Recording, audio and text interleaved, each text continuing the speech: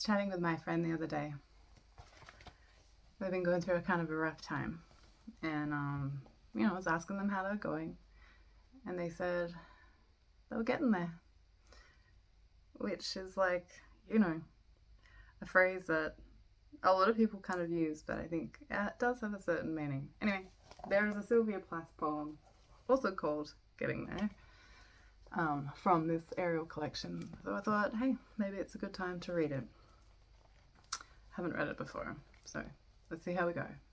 Getting there. How far is it? How far is it now? The gigantic gorilla interior of the wheels move. They appall me.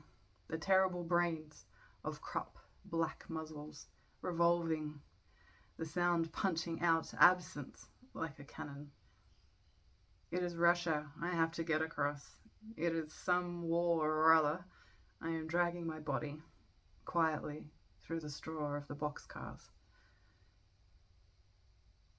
Now is the time for bribery. What do wheels eat? These wheels, fixed to their arcs like gods, the silver leash of the will. Inexorable, and their pride, all the gods know its destinations. I am a letter in this slot. I fly to a name, 2 eyes. There will be fire. Will there be bread? Here there is such mud. It is a train stop. The nurses undergoing the faucet water, its veils in a nunnery, touching their wounded.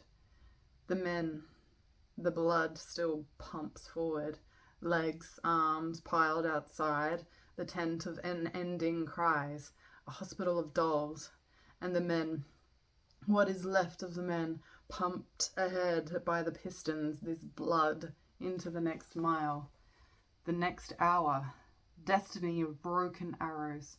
How far is it? There is mud on my feet, thick, red, and slipping. It is Adam's side, this earth I rise from, and I, in agony, I cannot undo myself, and the train is steaming and breathing, its teeth ready to roll like a devil's. There is a minute at the end of it, a minute, a dewdrop. How far is it? It is so small, the place I am getting to. Why are there these obstacles? The body of this woman, charred skirts and death mask, mourned by religious figures, by garlanded children. And now, detonations, thunder and guns, the fires between us. Is there no still place, turning and turning in the middle air, untouched and untouchable? The train is dragging itself, it is screaming. An animal, insane for the destination. The blood spot, the face at the end of the flare. I shall bury the wounded like paupers. I shall count and bury the dead.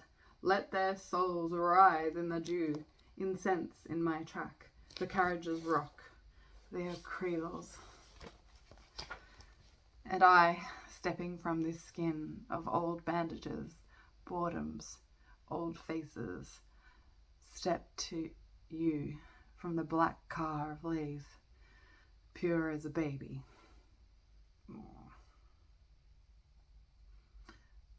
Right?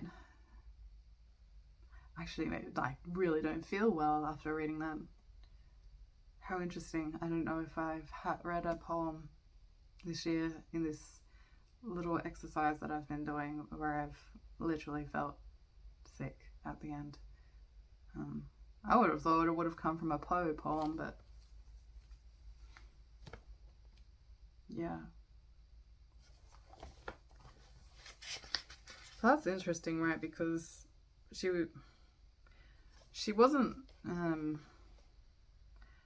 quite old enough to really be part of the war, but and she died so young, right? But I am sure that it was kind of everywhere, and especially in the 40s and 50s, like there's no escaping it. But yeah, this one's pretty full on.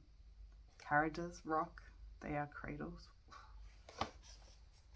Alright, I'll leave it at that. I'm not really great at the analysis live after I first read it, first impressions, but maybe that's something I'll work on. And I think my cheerleader hair is like inappropriate for this one. Anyway.